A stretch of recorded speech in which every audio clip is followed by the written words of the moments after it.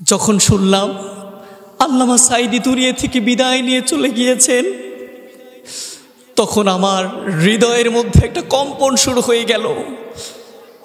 যখন আমি শুনলাম আল্লামা সাঈদী আর নাই, কোরআনের পাখিটি আর নাই দুনিয়ার জমিনে, তখন আমার একদম নিজের মধ্যে একদম কেমন যেন হয়ে গেলাম।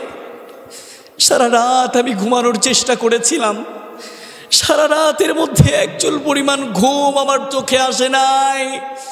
কেন যেন মনে হচ্ছে কোরআনের পাখি দুনিয়া থেকে বিদায় নিয়ে চলে গিয়েছেন। একচুল পরিমাণ চোখটা বুঝি, কিন্তু ঘুম আসে না। জায়নামাজে কাটিয়ে সারা রাত যখন পার করে দিলাম, আল্লামা সাঈদীর জন্য ব্যথিত মন কান্না করেছে, চোখের পানি অঝরে পড়েছে আল্লামা সাঈদীর জন্য।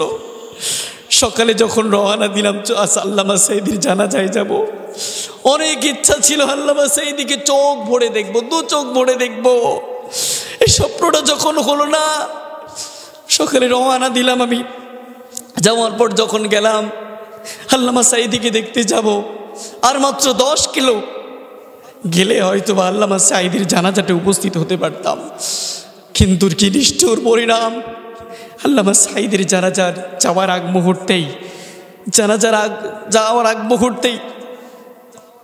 আমাদের ধরে ফেলা হলো, আমাদেরকে আটকিয়ে ফেলা হলো। আমরা বললাম আমাদের কি দোষ?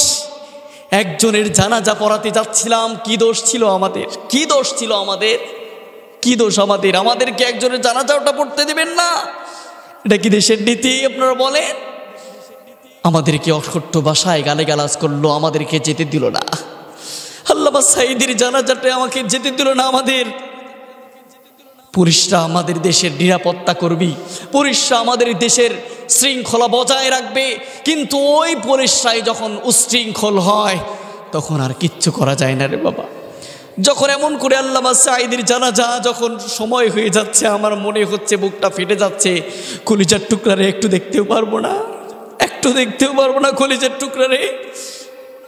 আমরা অনেক কষ্ট হলেও পালায়ে চলে গেলাম। যাওয়ার পরে অসংখ্য মানুষের কান্নার আওয়াজ, যখন চারিদিকে প্রতিটি মানুষ কান্না করছে।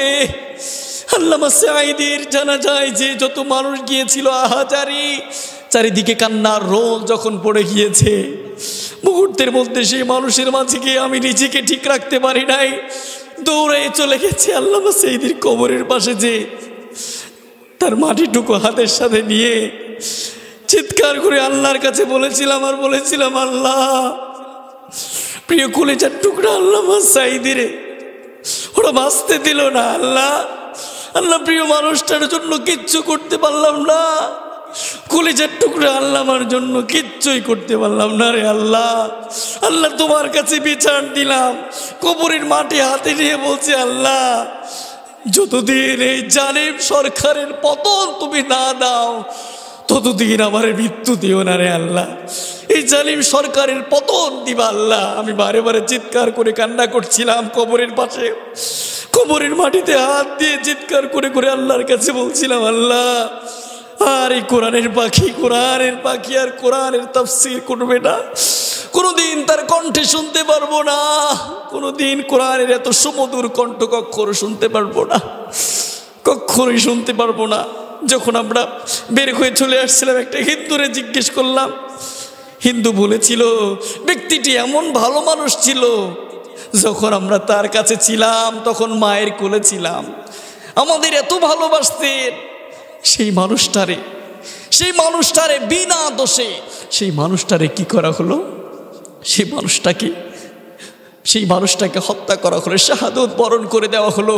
কিন্তু আল্লাহর কাছে বিচার দিলাম, আল্লাহ, আল্লামা সাঈদীর যে হত্যাকারীদের বাংলার জমিনে তুমি একদিন হলেও বিচার করো রে আল্লাহ। একদিন হলেও যেন আল্লামা সাঈদীকে যারা হত্যা করেছে, আল্লামা সাঈদীকে যারা নৃশংসভাবে হত্যা করেছেন, তাদের বিচার একদিন হলেও বাংলার জমিনে আল্লাহ যেন দেখে যেতে পারি। আল্লাহ, তোমার কাছে হাত তুলে বলেছি, আল্লাহ, আল্লাহ, তুমি একদিন হলেও আল্লাহ তুমি কবুল করো। আর প্রিয় আল্লামা সাঈদীকে তুমি, আল্লাহ, তুমি জান্নাতের উচ্চ মাকাম তুমি দান করে দিও রে আল্লাহ। আল্লাহ, তুমি আল্লামা সাঈদীকে উচ্চ মাকাম তুমি দান করে দিও, জান্নাতের উচ্চ মাকাম তুমি দান করে দিও।